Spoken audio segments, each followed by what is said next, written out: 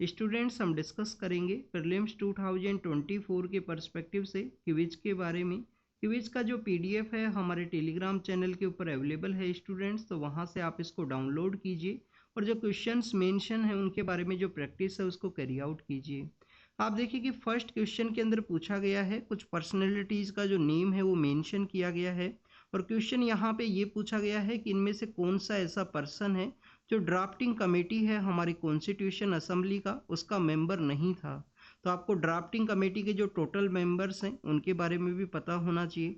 आप देखिए कि हमारी कॉन्स्टिट्यूशन असेंबली के अंदर जो कॉन्स्टिट्यूशन है उसके फ्रेमिंग के रिगार्डिंग में एक इम्पोर्टेंट कमेटी आपको देखने के लिए मिलती है, ड्राफ्टिंग कमेटी। और भी काफ़ी सारी कमेटी हैं, जैसे कि कमेटी ऑन स्टेट्स के रिगार्डिंग में जो कॉन्स्टिट्यूशन है, जो प्रोविजंस हैं उनको फ्रेम किया जाएगा, उस कमेटी को किसके द्वारा हेड किया गया, इन सभी के बारे में आपको पता होना चाहिए। रूल्स कमेटी है, क्या डॉक्टर राजेंद्र प्रसाद के द्वारा रूल्स कमेटी है उसको हेड किया गया था। इसके अलावा आप देखिए कि स्टेयरिंग कमेटी आपको देखने के लिए मिलेगा। काफ़ी सारी कमेटी हैं, कुछ मेजर कमेटी आपको कॉन्स्टिट्यूशन असेंबली के अंदर देखने के लिए मिलती हैं। उनके अंदर एक इम्पोर्टेंट कमेटी है जिसको कि हम ड्राफ्टिंग कमेटी के नाम से जानते हैं।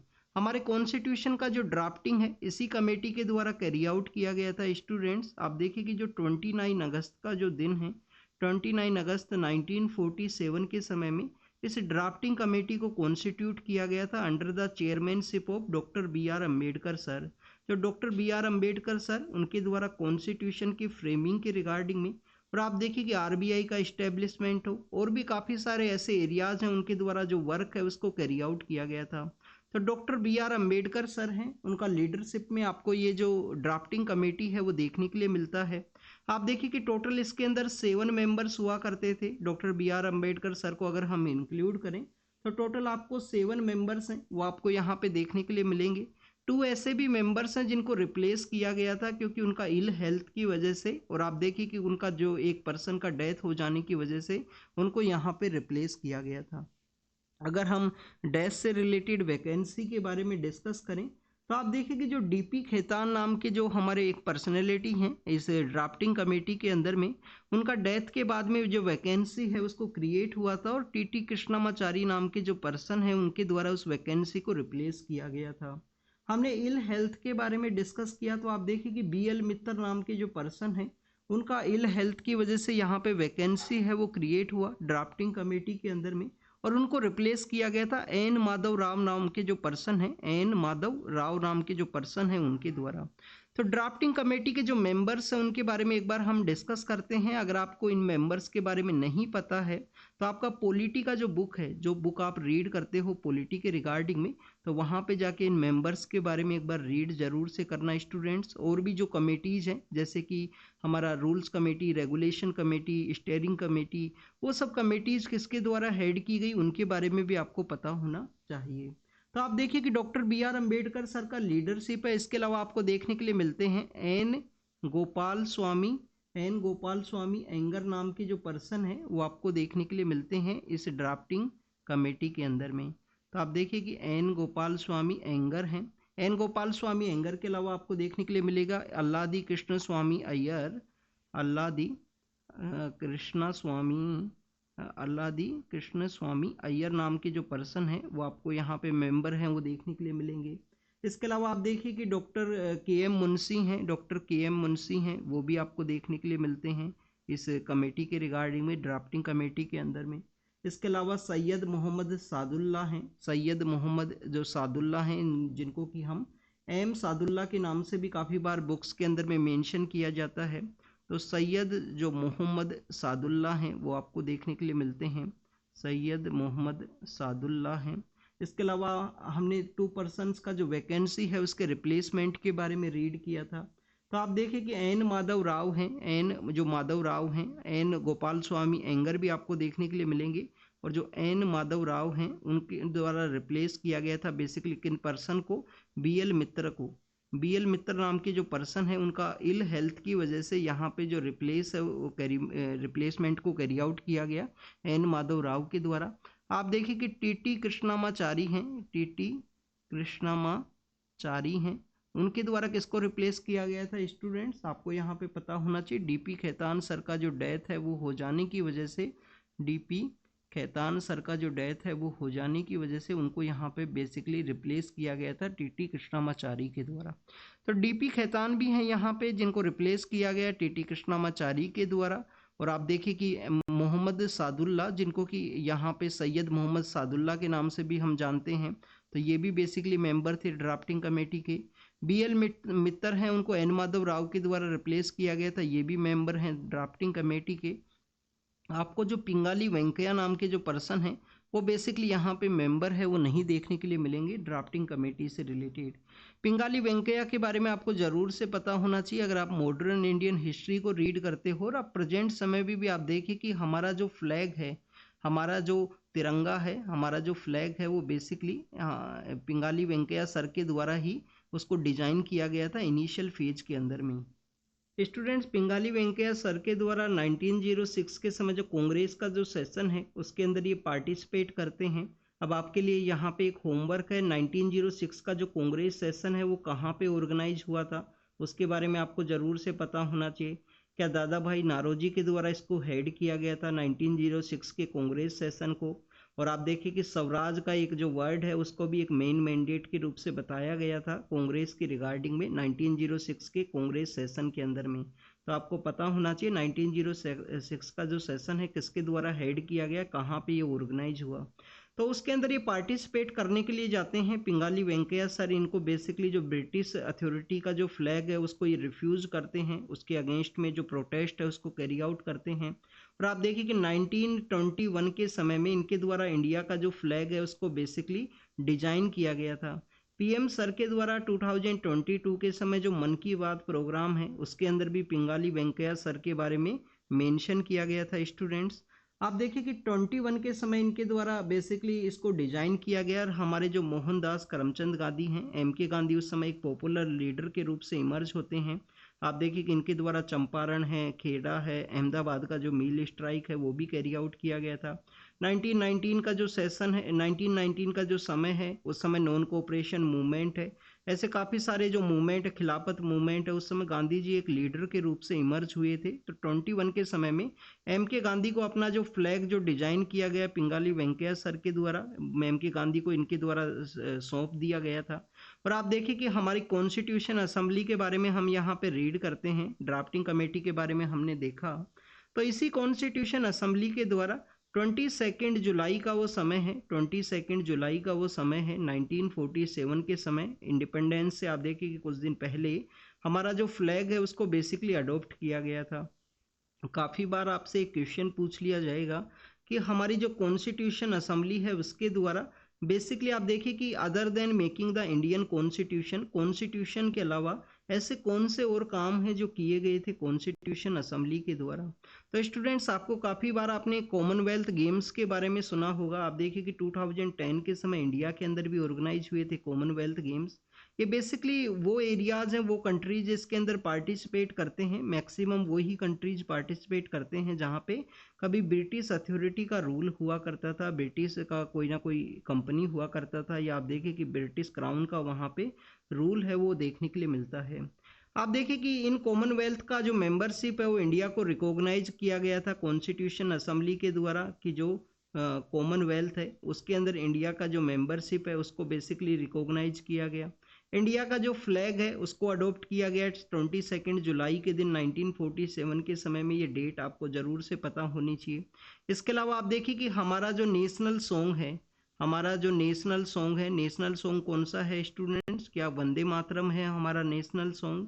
तो वंदे मातरम जो नेशनल सॉन्ग है आप देखिए कि 1896 के समय में जो बंकिम चंद्र चट्टोपाध्याय हैं उनका जो आनंद मठ नाम का जो किताब है उससे वो इंस्पायर है। और इसको 1896 का जो इंडियन नेशनल कांग्रेस का जो सेशन है उसके अंदर में पहली बार इसको गाया गया था। तो नेशनल सॉन्ग के अलावा आप देखिए कि हमारा जो नेशनल एंथम है, जन गण मन, जो नेशनल एंथम है जो कि बेसिकली 1911 के समय आपको फर्स्ट टाइम देखने के लिए मिलता है कांग्रेस सेशन के अंदर में। और आपको एक इन्फॉर्मेशन पता होनी चाहिए कि 1896 का जो कांग्रेस सेशन है, 1911 का जो कांग्रेस सेशन है, उनका जो होस्टिंग है वो कलकत्ता के अंदर किया गया था। इसके अलावा आप देखिए कि हमारे जो फर्स्ट प्रेसिडेंट है डॉक्टर राजेंद्र प्रसाद, उनको भी बेसिकली यहाँ पे जो प्रेसिडेंट के रूप से जो स्वीकार किया गया इस कॉन्स्टिट्यूशन असेंबली के द्वारा 24 जो जनवरी का जो समय है 24 जनवरी 1950, जस्ट 2 डेज बिफोर द हमारे कॉन्स्टिट्यूशन के कमेंसमेंट से पहले ये वर्क भी हैं वो कैरी आउट किए गए थे कॉन्स्टिट्यूशन असेंबली के द्वारा। तो आपको इस तरीके से जो इन्फॉर्मेशन है वो ज़रूर से पता होनी चाहिए स्टूडेंट्स कि कॉन्स्टिट्यूशन असेंबली के द्वारा क्या क्या वर्क है उनको कैरी आउट किया गया है। आपको ये सब जो जानकारी है, हमने यहाँ पे कमेंसमेंट के बारे में देखा कि कमेंसमेंट के 2 दिन पहले तो आपको हमारे कॉन्स्टिट्यूशन का जो अडोप्शन है उसके बारे में पता होना चाहिए कि 26 नवंबर का जो दिन है 1949 के दिन में हमारे कॉन्स्टिट्यूशन है उसको अडोप्ट किया गया था। पर कॉन्स्टिट्यूशन का जो कमेंसमेंट है वो आपको 26 जनवरी 1950 के दिन देखने के लिए मिलता है। तो आप देखिए कि ये जो 2 मंथ का जो गैप है वो क्यों रहा। यहाँ पे पूर्ण स्वराज एक दिवस डे है उसको सेलिब्रेट किया गया था, जिसको कि कांग्रेस के द्वारा 1929 का जो लाहौर सेशन है उसके अंदर अडॉप्ट किया गया कि 1930 का जो 26 जनवरी है उसके दिन हम पूर्ण स्वराज दिवस है, कंप्लीट इंडिपेंडेंस है, उसको सेलिब्रेट करेंगे। तो उसी डे का हिस्टोरिकल इन्फ्लुएंस की वजह से हमारे कॉन्स्टिट्यूशन का जो कमेंसमेंट है वो 26 जनवरी 1950 के समय देखने के लिए मिला था। स्टूडेंट्स, आपको यहाँ पे कुछ इन्फॉर्मेशन और होनी चाहिए। आप देखिए कि क्या हमारे सभी कॉन्स्टिट्यूशन असेंबली या कॉन्स्टिट्यूशन के जो सभी प्रोविजंस हैं क्या वो 26 जनवरी के दिन ही एग्जिस्टेंस के अंदर में आए थे। तो आप देखिए कि सभी प्रोविजंस, कुछ प्रोविजंस ऐसे भी हैं जो ऑलरेडी एग्जिस्टेंस में आ चुके थे, जैसे कि सिटीजनशिप है, इलेक्शन का जो प्रोसेस है, ऐसे काफ़ी सारे जो प्रोविजंस है वो 26 नवंबर के समय ही एग्जिस्टेंस के अंदर आए। जब आप प्रियम्बल के बारे में रीड करते हो तो आप देखिए कि प्रियम्बल के अंदर आपको ये ही जो डेट है वो देखने के लिए मिलती है कॉन्स्टिट्यूशन के अडोप्शन प्रोसेस के बारे में।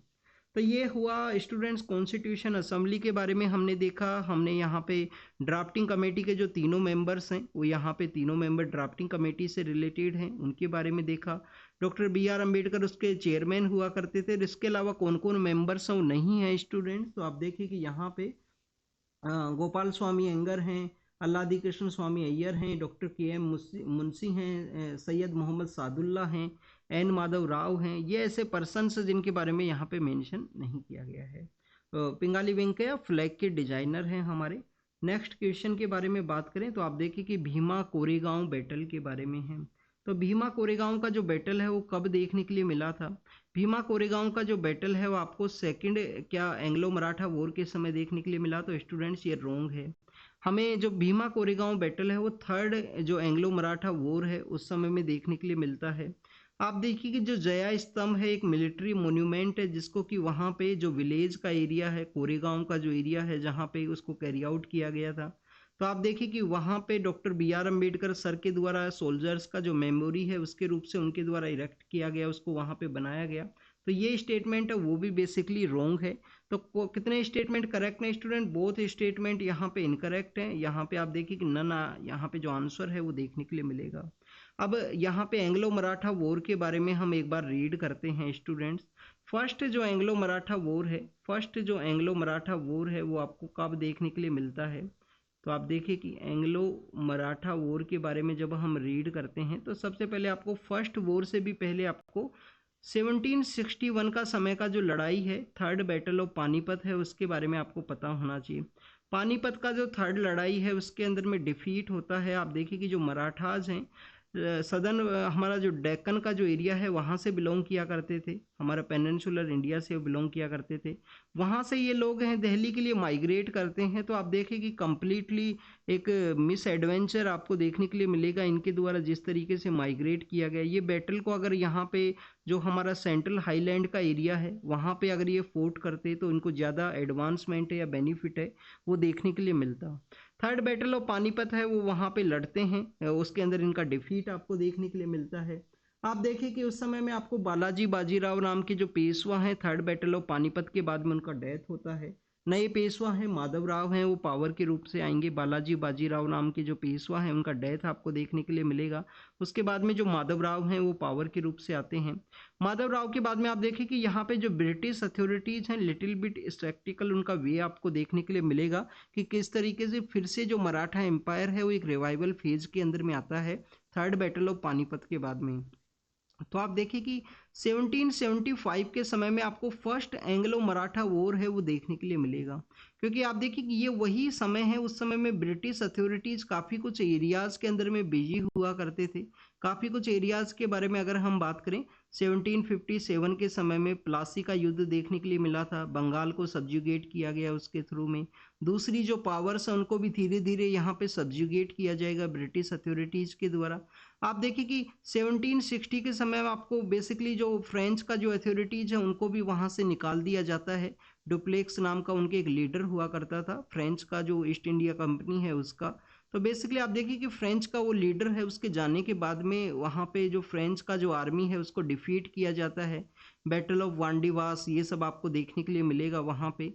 तो उस समय में फ्रेंच को भी सब्जुगेट कर दिया गया। 1764 के समय में आपको बेसिकली जो बैटल ऑफ बक्सर है वो देखने के लिए मिलेगा। ड्यूल गवर्नमेंट है वो एग्जिस्टेंस के अंदर में आता है। और इसी समय में जो मैसूर है वो भी इमर्ज होता है। आप देखिए कि 1769 का वो समय है, 1766 से लेकर 69 का वो समय है जब मैसूर के साथ भी जो लड़ाई है वो कैरी आउट करेंगे। फर्स्ट एंग्लो मैसूर वॉर है वो आपको देखने के लिए मिलती है।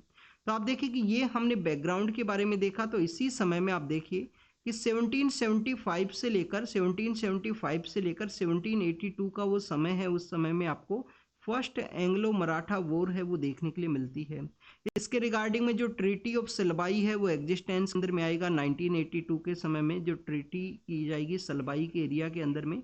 तो ट्रीटी ऑफ सलबाई है वो आपको एग्जिस्टेंस के अंदर देखने के लिए मिलता है।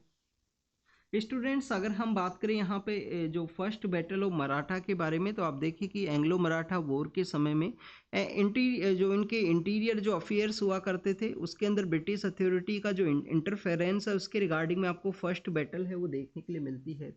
रघुनाथ राव नाम के जो पर्सन है वो हुआ करते थे, एक प्रेसिडेंसी से वो मदद मांगते हैं। उसी समय में आपको 1773 का जो रेगुलेटिंग एक्ट है वो देखने के लिए मिलेगा। तो हर एक इवेंट के बिहाइंड में कुछ ना कुछ आप देखिए कि यहाँ पे बैकग्राउंड का डेवलपमेंट है। और 1773 का जो रेगुलेटिंग एक्ट है उसके थ्रू में क्या कर दिया गया था स्टूडेंट्स, 1773 के रेगुलेटिंग एक्ट के अंदर में आप देखिए कि वहाँ पे जो गवर्नर ऑफ बंगाल है उनको गवर्नर जनरल ऑफ बंगाल बना दिया गया था। और गवर्नर जनरल ऑफ बंगाल है उनको मोर पावर है वो दे दिया गया था। जो मद्रास और बॉम्बे प्रेसिडेंसी है उनको सबॉर्डिनेट के रूप से डेवलप किया गया था। तो आपको इस तरीके से बैकग्राउंड डेवलपमेंट है उसका भी आपको अंडरस्टैंडिंग है वो यहाँ पे होना चाहिए। तो ट्रीटी ऑफ सलबाई है वो एग्जिस्टेंस के अंदर में आता है। नेक्स्ट अगर हम बात करें स्टूडेंट्स 1803 के समय में आप देखिए कि मैसूर नाम का जो स्टेट हुआ करता था, टीपू सुल्तान को वहाँ पे डिफीट कर दिया गया था। वहाँ का उनका जो कैपिटल का एरिया है श्रीरंगपट्टनम, तो वहाँ से उनको डिफीट कर दिया जाता है 1799 के समय में। 1803 से लेकर 1805 का जो समय है उस समय में आपको सेकंड जो एंग्लो मराठा वॉर है वो देखने के लिए मिलेगा। यहाँ पे लेटर फॉर्म के अंदर में जो होलकर नाम के जो रूलर्स हुआ करते थे, जो कि आपको इंदौर का जो रीजन है वहाँ पे देखने के लिए मिलते हैं। आप देखिए कि हम काफ़ी बार अहिल्याबाई होलकर के बारे में रीड करते हैं। इंदौर से रिलेटेड जो पर्सनैलिटी हैं, आप कभी इंदौर भी अगर विजिट करोगे तो वहाँ पे आपको जो आर्किटेक्चर है, होलकर डायनेस्टी के जो रूलर्स हैं उनका इन्फ्लुएंस आपको, डैम्स हैं एंशियंट जो डैम्स हैं उनके उनसे भी आपको इन्फ्लुएंस देखने के लिए मिलेगा। तो 1803 से लेकर 1805 के समय में सेकंड एंग्लो मराठा वॉर है उसको लड़ा जाता है। आप देखिए कि यहाँ पे आपको ट्रीटी ऑफ राजघाट है वो आपको देखने के लिए मिलती है। होलकर्स के साथ में जो पीस है उसका इस्टेब्लिशमेंट किया जाएगा।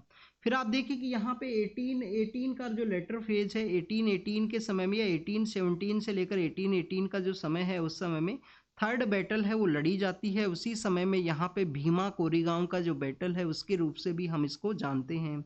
आप देखिए कि महार जो पर्सन्स हैं जिनको कि बेसिकली सोसाइटी के अंदर जो प्रॉपर रिप्रेजेंटेशन है वो नहीं दिया जाता था, वो यहाँ पे ब्रिटिश अथॉरिटीज़ के साथ में लड़ाई लड़ते हैं। ब्रिटिश अथॉरिटीज़ के साथ में जो बैटल है उसको पार्टिसिपेट करते हैं।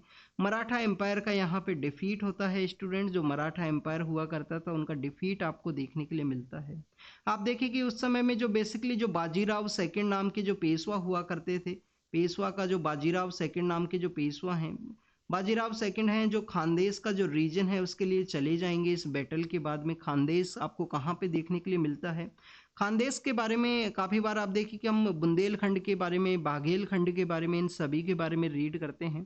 तो आपको खानदेश रीजन के बारे में भी पता होना चाहिए कि महाराष्ट्र का जो नॉर्दर्न पार्ट है, महाराष्ट्र का जो नॉर्दर्न पार्ट है, और नॉर्दर्न पार्ट के साथ में आप देखिए कि कुछ यहाँ पे जो मध्य प्रदेश का जो पार्ट है वो भी टच करता है। तो यहाँ पे आप देखिए कि मध्य प्रदेश है, यहाँ पे महाराष्ट्र है, तो इस पार्ट का जो नाम है वो खानदेश का नाम कहा गया है।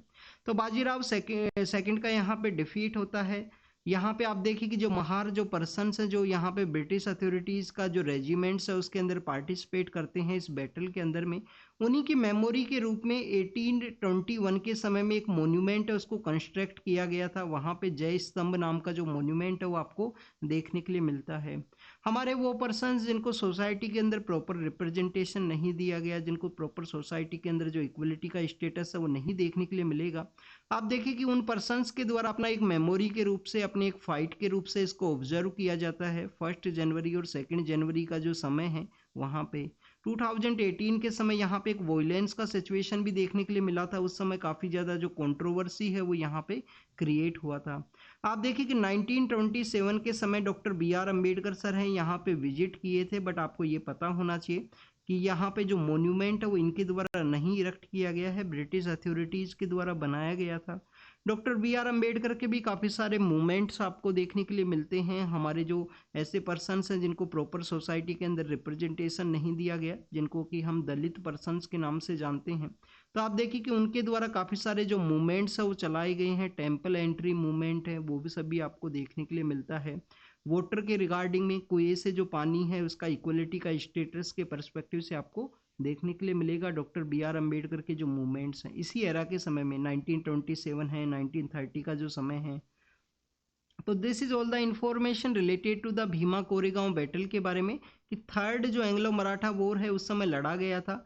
डॉक्टर अंबेडकर के द्वारा यहाँ पे विजिट किया गया 1927 के समय में, बट आप देखिए कि उनके द्वारा जो मोन्यूमेंट है वो नहीं बनाया गया है, जो आपको वहाँ पे देखने के लिए मिलेगा। पुणे के पास में ये सिचुएटेड है। थर्ड यहाँ पे कॉन्स्टिट्यूशनलिज्म के बारे में क्वेश्चन पूछा गया है। तो आप देखिए कि कॉन्स्टिट्यूशनलिज्म क्या है। बेसिकली कॉन्स्टिट्यूशन का ही एक प्रोसेस है जो कॉन्स्टिट्यूशनलिज्म आपको देखने के लिए मिलता है। तो क्या कॉन्स्टिट्यूशनलिज्म के अंदर सभी रिलीजन्स हैं, सभी रीजन्स हैं, उनको इक्वल ट्रीट करने के बारे में, इक्वल आइडियोलॉजी है उसको प्रमोट करने के पर्सपेक्टिव से है। तो आप देखिए कि ये तो इक्वलिटी का पार्ट है, वो कॉन्स्टिट्यूशनलिज्म के ही इंटीरियर पार्ट के अंदर आपको देखने के लिए मिलेगा कि सभी लोगों को इक्वल वे में ट्रीट करना है। कॉन्स्टिट्यूशनलिज्म का रिटर्न डॉक्यूमेंट के साथ में कोई भी आपको यहाँ पे जो रिलेशन है वो नहीं देखने के लिए मिलेगा। हो सकता है कि कॉन्स्टिट्यूशनलिज्म यहाँ पे जो कॉन्स्टिट्यूशन का जो कॉन्सेप्ट है वो अनरिटन भी हो। काफ़ी सारे कंट्रीज के अंदर अनरिटन कॉन्सेप्ट आपको देखने के लिए मिलता है, पार्लियामेंट्री सिस्टम से भी नहीं है। तो कॉन्स्टिट्यूशन बेसिकली क्या है, एक फंडामेंटल लॉ ऑफ लैंड है, फंडामेंटल बुक आपको देखने के लिए मिलता है कानून के पर्सपेक्टिव से। और आप देखिए कि गवर्नमेंट के ऊपर जो रेस्ट्रिक्शन है वो भी ये इम्पोज करता है। हमारे जो फंडामेंटल राइट्स हैं, जो फंडामेंटल राइट किसी एक पॉलिटिकल एक पर्सन को दिया जाएगा, आप देखिए उनको यहाँ पे मूवमेंट का राइट है, उनको यहाँ पे freedom of speech and expression का राइट है। तो बेसिकली आप देखिए को गवर्नमेंट के ऊपर भी जो अथॉरिटी है उसको भी बेसिकली यहाँ से जो लिमिट है वो करता है। तो इस तरीके से आपको देखने के लिए मिलेगा कि कॉन्स्टिट्यूशनलिज्म का कॉन्सेप्ट यही है, गवर्नमेंट अपना अथॉरिटी है वहाँ से ड्रॉ करता है फंडामेंटल लॉ के रिगार्डिंग में। और आप देखिए कि लिमिट भी किया जाता है गवर्नमेंट की अथॉरिटी को। नेक्स्ट अगर हम बात करें तो आपको कॉन्स्टिट्यूशनलिज्म का जो वर्ड है उसके बारे में पता होना चाहिए। इंडियन कॉन्स्टिट्यूशन को लिविंग डॉक्यूमेंट के रूप से क्यों जानते हैं, इंडियन कॉन्स्टिट्यूशन को लिविंग डॉक्यूमेंट के रूप से क्यों जानते हैं, इसके बारे में आप ज़रूर से रीड करना। आपका जो पॉलिटी का जो NCERT है, 11th-12th का जो NCERT है उनके अंदर काफ़ी बार इनके बारे में मेंशन है। 11th का NCERT के अंदर है स्टूडेंट्स इसके बारे में मेंशन, तो आप रीड करना। एक रेड कलर का जो कवर आपको देखने के लिए मिलेगा उस NCERT का। नेक्स्ट यहाँ पे पूछा गया कि जो पार्लियामेंट्री सिस्टम है उसको अगर हम ट्रेस करें इंडिया के अंदर में, तो कौन से ऐसे एक्ट हैं जिसके अंदर पार्लियामेंट्री सिस्टम है वो आपको देखने के लिए मिलता है। आप देखिए कि रेगुलेटिंग एक्ट ऑफ 1773 है, ये फर्स्ट एक्ट है जिसके थ्रू ब्रिटिश अथॉरिटीज़ के द्वारा कंपनी के जो अफेयर्स हैं उनको कंट्रोल किया गया था। 1935 का जो एक्ट है इसके अंदर में आपको जो प्रोविंस हैं उनके अंदर जो ऑटोनॉमी है वो देखने के लिए मिलेगा। जो आप देखिए कि जो डिसेंट्रलाइज, यहाँ से सेंट्रलाइजेशन स्टार्ट होता है। सेंट्रलाइजेशन मीन्स बंगाल का जो गवर्नर जनरल है उसको हाईएस्ट अथॉरिटी बना दिया गया, बॉम्बे और मद्रास को उसके सबॉर्डिनेट बना दिया गया, मीन्स एक पर्सन के अंदर जो पावर है उसको वेस्ट किया गया है। सेंट्रलाइजेशन का प्रोसेस स्टार्ट होगा। ये सेंट्रलाइजेशन का जो प्रोसेस है वो पीक के ऊपर कब पहुंचता है स्टूडेंट्स? 1833 के समय में। उस समय क्या हुआ कि गवर्नर, कंप्लीट इंडिया का एक पर्सन है जिसको गवर्नर जनरल ऑफ इंडिया है वो बना दिया गया। 1935 के समय क्या हुआ स्टूडेंट्स? आप देखिए कि 1857 के समय रिवोल्ट होता है। 1857 की रिवोल्ट के बाद में 1858 के समय डिसेंट्रलाइजेशन प्रोसेस है उसके बारे में डिस्कस किया जाता है, जो 1961 के समय इस्टेब्लिशमेंट में आता है। प्रोविंस को भी कुछ पावर दिया जाएगा और ये जो अपना पीक के ऊपर पहुंचता है 1935 के समय। जो प्रोविंशियल गवर्नमेंट्स हैं वो पावर के अंदर में आएंगी 1937 के समय में। आप देखिए कि काफ़ी सारी जगह कांग्रेस के द्वारा जो गवर्नमेंट है वो बनाई जाएगी स्टेट्स के अंदर में। मोरलेमेंटो रिफॉर्म बेसिकली आपको यहाँ पे जो सेपरेट इलेक्टोरेट है उसके पर्सपेक्टिव से जाना जाता है। फर्स्ट जो सचिदानंद सिन्हा नाम के जो पर्सन है उनको यहाँ पे वॉइस रॉय का एग्जीक्यूटिव है उसके अंदर में लिया जाएगा फर्स्ट टाइम में। तो आप देखिए कि 1853 का जो चार्टर एक्ट है वो फर्स्ट टाइम आपको देखने के लिए मिलता है, जिसके अंदर पार्लियामेंट्री सिस्टम है उसको इंट्रोड्यूस किया गया था और उसी का एग्जिस्टेंस आपको प्रेजेंट समय में आपको देखने के लिए मिलेगा। 1853 के कानून के बारे में बात करें तो लेजिस्लेचर और एग्जीक्यूटिव के जो फंक्शन हैं, जो लेजिस्लेटिव और एग्जीक्यूटिव के जो फंक्शंस हैं उनको बेसिकली यहाँ पे सेपरेट किया गया था फर्स्ट टाइम के अंदर में। आप देखिए कि 6 जो एडिशनल मेंबर्स हैं उनको गवर्नर जनरल का जो लेजिस्लेटिव काउंसिल है उसके अंदर में ऐड किया गया था यहाँ पे फर्स्ट समय में। गवर्नर जनरल के काउंसिल के अंदर में फर्स्ट टाइम यहाँ पे सेपरेट किया गया इंडिया का, उसको गवर्नर जनरल का जो लेजिस्लेटिव काउंसिल है उसको मिनी पार्लियामेंट का जो नाम है वो दिया जाता है। लेजिस्लेटिव का जो वर्क है वहाँ पे कैरी आउट किया जाता है। तो पार्लियामेंट बेसिकली आपको क्या देखने के लिए मिलता है? जहाँ पे कानून बनाए जाए, जहाँ पे लॉ फ्रेमिंग का वर्क हो, तो बेसिकली आपको 1853 की फैक्चुअल क्वेश्चन है। आप लक्ष्मीकांत का जो फर्स्ट चैप्टर है उसको भी रीड करोगे तो वहाँ पे भी ये जो टॉपिक्स हैं वो आपको देखने के लिए मिलेगा। फेडरल फीचर कौन सा नहीं है? Which of the following is not the federal feature of Indian government? आप देखिए कि इंडिपेंडेंट जुडिशरी आपको देखने के लिए मिलेगा, डिवीजन ऑफ पावर है वो आपको देखने के लिए मिलेगा, बाई कैमरल का जो लेजिस्लेचर का जो कॉन्सेप्ट है वो भी आपको देखने के लिए मिलता है। ड्यूल सिटीजनशिप इंडिया के अंदर नहीं बताया गया है ड्यूल सिटीजनशिप के बारे में, तो बेसिकली ड्यूल सिटीजनशिप जो है वो हमारे फेडरल फीचर नहीं है। ये काफ़ी बेसिक है, आपको इन सभी के बारे में पता होना चाहिए। के.एम. पनिकर सर के द्वारा किन पर्सन को मदन मोहन मालवीय ऑफ केरला के नाम से जाना जाता है? ये देखिए पर्सनैलिटी बेस्ड क्वेश्चन है। 2 जनवरी का जो समय है उस समय इनका जो बर्थ एनिवर्सरी है उसको सेलिब्रेट किया जाता है। पीएम सर के द्वारा भी अपना जो ट्राइब्यूट है इनको जो याद है वो किया गया। श्री मन्नतु पद्मनाभन नाम के जो पर्सन है, श्री मन्नतु पद्मनाभन नाम के जो पर्सन है उनको यहाँ पे बेसिकली केरल का जो मदन मोहन मालवीय है उसके नाम से जाना जाता है। आप देखिए कि इनिशियल फेज के अंदर एक टीचर हुआ करते थे, इनिशियल फेज के अंदर एक टीचर हुआ करते थे, बाद में एक लॉयर के रूप से ये इमर्ज होते हैं। नैयर नाम का जो कम्युनिटी है, नैयर नाम का जो कम्युनिटी है उनके रिगार्डिंग में इनके द्वारा जो नैयर कम्युनिटी के रिगार्डिंग में जो सर्विस, सोशल सर्विस का एक जो सोसाइटी है उसको डेवलप किया गया था। Nair social service society, Nair social service society है उसका इस्टेब्लिशमेंट इनके द्वारा किया गया। कोटायम केरल नाम का जो जगह है, कोटायम जो केरल नाम का जो जगह है वहाँ पे इनका जो बर्थ है वो देखने के लिए मिलता है। कोटायम किसकी वजह से भी फेमस है students? Rubber board of India. Present समय में जो रबर बोर्ड ऑफ इंडिया है उसका हेडक्वार्टर यहाँ पे देखने के लिए मिलेगा। आप देखिए कि 2022 का जो प्रीलिम्स का पेपर है उसके अंदर टी के रिगार्डिंग में, टी एंड कॉफ़ी के रिगार्डिंग में जो क्वेश्चन है वो पूछ लिया गया था कि टी का जो हेडक्वार्टर है वो कहाँ है, टी बोर्ड का, कॉफ़ी बोर्ड का हेडक्वार्टर है वो कहाँ है। तो आपको यहाँ पे रबर बोर्ड के बारे में पता होना चाहिए। कोटायम केरल के अंदर सिचुएटेड है जहाँ पे श्री मन्नतु पद्मनाभन सर का जो बर्थ है वो देखने के लिए मिलता है। नैयर सोशल सर्विस का जो सोसाइटी है उसका इस्टेब्लिशमेंट किया गया। वैकोम सत्याग्रह है, वैकोम सत्याग्रह है उसके अंदर पार्टिसिपेट किया गया। गुराव्यूर का जो सत्याग्रह है, गुराव्यूर का जो सत्याग्रह है उसके अंदर भी पार्टिसिपेशन इनका आपको देखने के लिए मिलता है। 1924 है और 1931 का समय है। आप देखिए कि इनके द्वारा काफ़ी कुछ जो वर्क है उनको बेसिकली वहाँ पे कैरी आउट किया गया था। टेम्पल एंट्री मूवमेंट है, वैकोम सत्याग्रह, गरोयूर का सत्याग्रह है, अनटचेबल पर्सनस हैं जिनको अनटचेबल के रूप से ट्रीट किया जाता था। वैसे कोई भी पर्सन अनटचेबल नहीं है स्टूडेंट्स। तो आप देखिए उनको इस तरीके से ट्रीट किया जाता था। उसी के रिगार्डिंग में ये जो टेम्पल एंट्री मूवमेंट है वो चलाए गए थे। उसके अंदर श्री मन्नतु पद्मनाभन सर हैं, उनका कंट्रीब्यूशन आपको देखने के लिए मिलता है। के एम पनिकर नाम के जो सर हैं जो केरल से ही बिलोंग किया करते थे, आप देखिए उनके द्वारा इनको मदन मोहन मालवीय केरल के नाम से जो संबोधित एड्रेस है वो किया गया था। Next question is regarding the newspaper और मैगजीन्स के बारे में है कि जो मदन मोहन मालवीय हैं हमारे जो बीएचयू के फाउंडर हैं, बनारस हिंदू यूनिवर्सिटी है, आप देखिए कि हिंदू महासभा है उनका भी इनके द्वारा इस्टेब्लिशमेंट किया गया था 1914 के समय में। जो हिंदू महासभा है उसका भी इस्टेब्लिशमेंट आपको देखने के लिए मिलता है मदन मोहन मालवीय सर के द्वारा।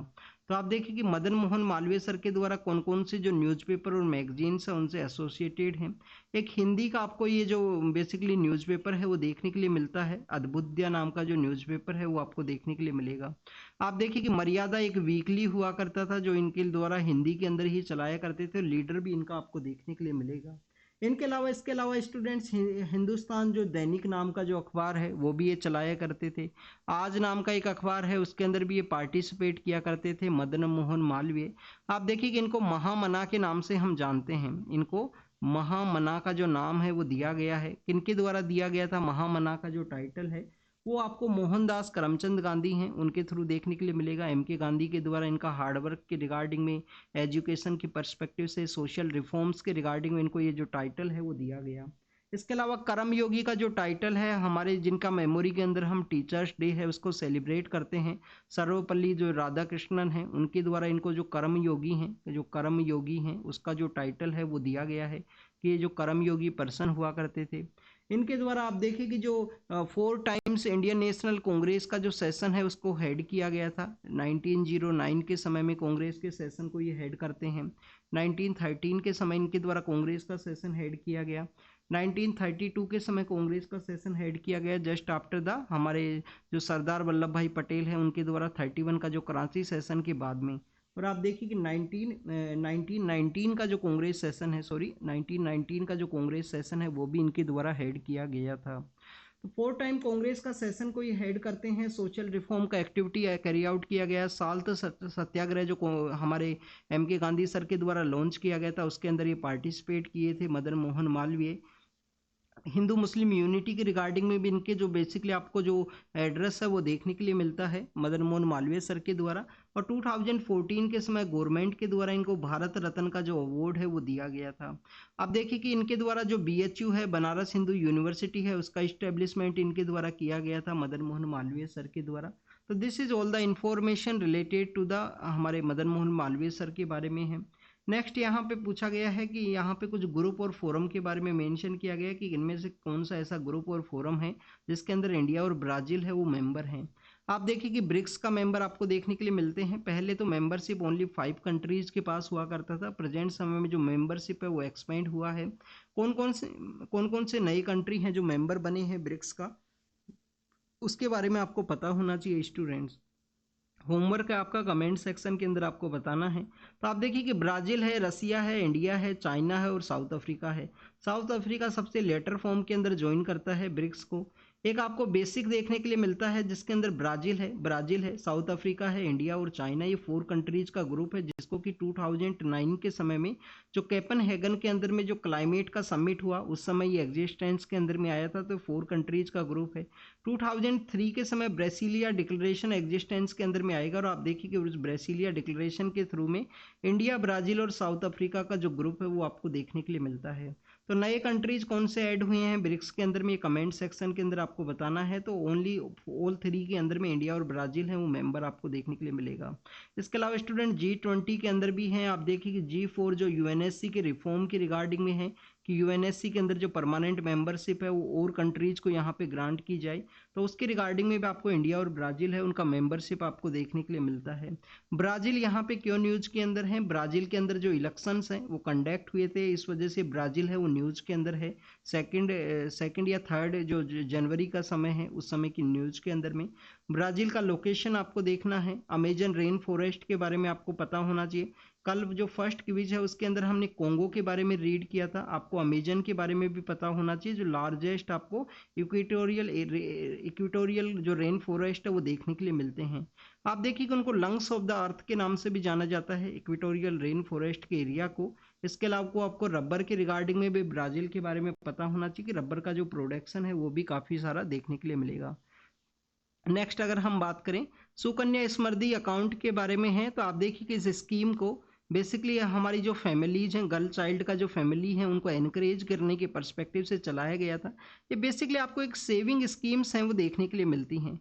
गवर्नमेंट के द्वारा काफ़ी सारी जो सेविंग स्कीम्स हैं उनको चलाया जाता है, जिसके अंदर आपको किसान विकास पत्र है वो भी आपको काफ़ी बार देखने के लिए मिलेगा। आप देखिए कि नेशनल सेविंग सर्टिफिकेट है, नेशनल जो सेविंग का जो सर्टिफिकेट है वो भी गवर्नमेंट के द्वारा चलाया जाता है। तो ऐसे काफ़ी सारे इनिशिएटिव्स है गवर्नमेंट के सेविंग्स के रिगार्डिंग में, कुछ शॉर्ट टर्म सेविंग के रिगार्डिंग में देखने के लिए मिलेगा, कुछ लॉन्ग टर्म के पर्सपेक्टिव से। शॉर्ट टर्म सेविंग जो स्कीम है, लॉन्ग टर्म का जो सेविंग स्कीम है, उनके बीच जो डिफरेंस है उसके बारे में आपको जरूर से पता होना चाहिए। डिफरेंस क्या है बेसिकली ये आप जरूर से रीड करना, क्या टाइम पीरियड का डिफरेंस है या यहाँ पे अमाउंट का डिफरेंस है। Short term and long term के पर्सपेक्टिव से ये डिफरेंस एक बार गूगल जरूर से करना आप। सुकन्या समृद्धि अकाउंट है जिसको कि यहाँ पे फैमिलीज हैं, गर्ल चाइल्ड का बर्थ हुआ है, उसके एजुकेशन के रिगार्डिंग में इन्वेस्टमेंट को कैरी आउट करना है। हायर एजुकेशन के समय जब गर्ल चाइल्ड पहुंचे 18 ईयर का एज उनका कंप्लीट हो, तो उनका जो एजुकेशन के रिगार्डिंग में इन्वेस्टमेंट को हम कैरी आउट कर सकें। या आप देखिए कि उनका जो मैरिज का जो एक्टिविटी है उसके रिगार्डिंग में भी पीएम सर के द्वारा मेंशन किया जाता है कि 10 ईयर का जो एज है उस समय इनका अकाउंट है वो आप ओपन कीजिए। सुकन्या समृद्धि अकाउंट का नाम उसको दिया गया है। तो ये बेसिकली गवर्नमेंट के द्वारा चलाया गया था एजुकेशन और अदर जो यहाँ पे गर्ल चाइल्ड के रिगार्डिंग में है, तो उसका सेविंग के परस्पेक्टिव से एनकरेज करने के रिगार्डिंग में। सर्व शिक्षा अभियान के अंडर में क्या इसको लॉन्च किया गया था, तो स्टूडेंट्स ये रॉन्ग है। बेटी बचाओ बेटी पढ़ाओ का जो स्कीम है उसके अंडर में इसको लॉन्च किया गया था पीएम सर के द्वारा 2015-14 के समय में, 14-15 के समय में। Sukanya Samriddhi account can be open at the time of birth, birth के समय नहीं ओपन कर सकते हैं, इसका जो 10 ईयर का एज है वो होने के समय उसका ओपन करेंगे। In the name of the girl child only in authorise banks, authorise banks के अंदर ही नहीं करेंगे। आप देखिए कि जो पोस्टल ऑफिस है वहाँ पे भी आप इसको ओपन कर सकते हो, ऑथराइज बैंक्स नहीं है।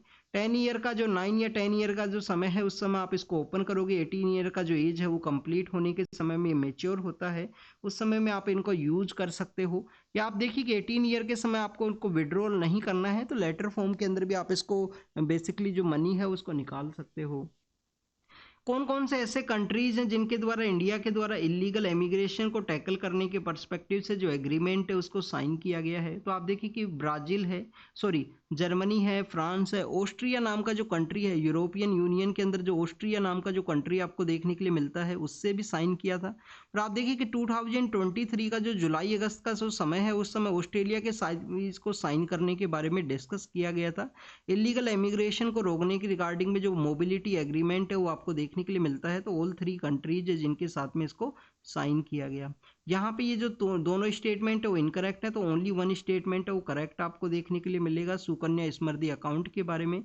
तो this is all the information related to the today's news, today's that quiz के बारे में है, सेकंड क्विज जिसको हमने डिस्कस किया प्रीलिम्स 2024 के पर्सपेक्टिव से। स्टूडेंट्स होमवर्क जो भी मिला है उसको जरूर से कैरी आउट कीजिए, नोट डाउन कीजिए होमवर्क को, कमेंट सेक्शन के अंदर बताना और उन क्वेश्चंस को प्रैक्टिस करना। अगर आपको कोई भी टॉपिक मेंशन किया जाता है यहाँ पे तो उसका कोई ना कोई इंपॉर्टेंस है, पिंगाली वेंकैया सर को मेंशन किया गया है तो ये न्यूज़ के अंदर होंगे, इस वजह से ही यहाँ पे मेंशन किया गया है, तो आप इनको प्रैक्टिस करना। Thank you very much.